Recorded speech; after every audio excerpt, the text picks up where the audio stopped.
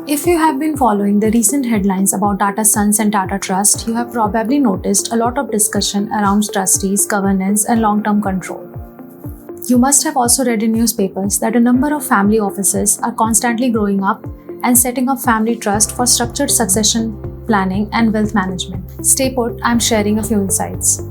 Many a time, businessmen and promoters have a perception that private trusts are only relevant for very large business houses or ultra HNIs. However, the truth is, trusts aren't just meant for massive groups like Tata.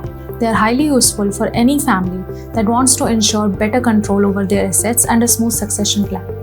As families grow large, move across cities and countries, and begin to manage multiple business units, they need a structure that offers stability. A single private trust can cater to multiple businesses, something very similar to what Tata Trust have done for decades. Let's understand who are the parties to a private trust. A private trust is a legal arrangement with mainly three parties. The settlor, who is the owner of the assets, which are settled in the trust, and therefore he defines the rules of the trust. The beneficiaries, persons for whose benefit the settlor is creating the trust and the assets will ultimately go to him. And lastly, the trustees, who manage the assets for benefit of the beneficiaries. The settlor specifically defines exactly how and when the beneficiaries will receive the assets, whether immediately or on certain conditions.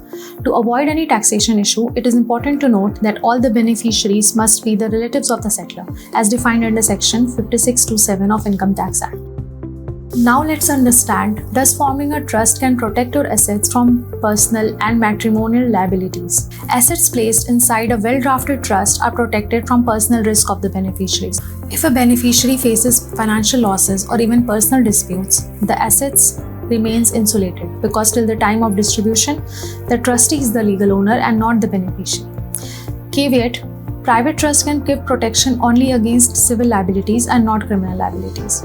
Family offices often wonder, does a trust give too much power to the trustees over the assets? At first glance, it may seem like the trustees hold more power than the beneficiaries, but that's not the case. The Indian Trust Act imposes various statutory liabilities on the trustee to act in a bona fide manner, which is not prejudicial to the interest of the beneficiaries. If they fail to do so, the beneficiaries have legal recourse to get them removed. Accordingly, the trustees cannot act on their fancies. They must follow the precise direction laid down by the settlor in the trust deed. Registration of trust deeds. If a trust holds movable assets such as cash or securities, registration is not required. Registration of trust deed becomes mandatory only if the trust holds immovable property.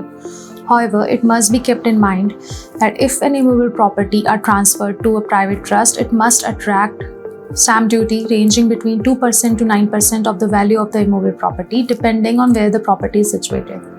Interestingly, if any trust receives immovable property through a will, then it usually doesn't attract stamp duty.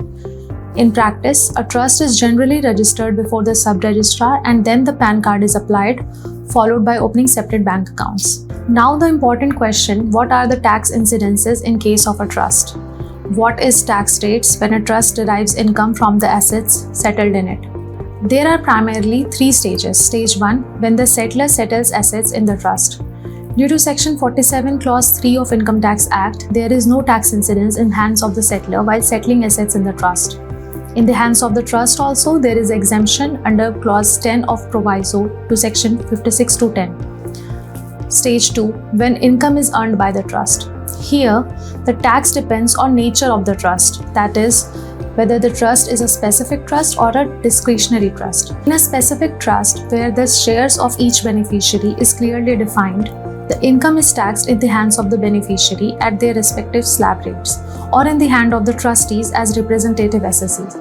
However, there would be no double taxation as per Board Circular number 157 dated 26 December 1974.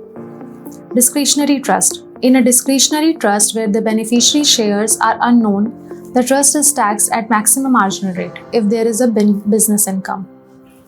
Stage 3. When assets are distributed to beneficiaries. At last, when the assets along with the tax paid accumulated income are distributed to the beneficiaries at the time of dissolution of the trust or otherwise, then also the same is exempt from tax as it is a capital receipt in the hands of the beneficiaries. Ultimately, private trusts are more than just legal instruments. They are tools for preserving family wealth, protecting assets, and ensuring continuity across the generations.